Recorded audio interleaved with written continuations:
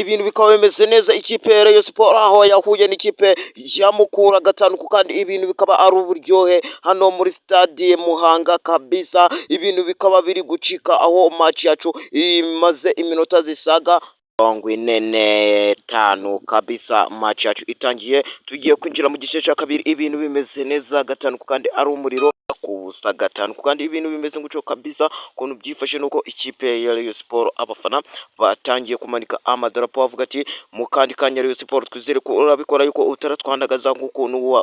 muri izi minsi hoze uri kutwandagaza. Rayon Sports uyu munsi reka twitega turebe ukuntu biragenda, ndetse n'abafana bamukura bari kuvuga ati uyu munsi Rayon Sports naga igomba kuducika gatanu kandi nkomeza mbabwira mugenda munakanda subscribe like kugira ngo ibintu bigende neza gatanu kandi kabisa. Gwagwa ni ibintu bimeze bite, reka twikomereze na match yacu tureba ukuntu ibintu bihagaze gatanu kandi gwagwa ni bro no pressure kabisa live kabisa gatanu kandi tubane muri live yacu. Icyo usabwa ni uko like share comment ubundi tukabana gatanu kandi kabisa.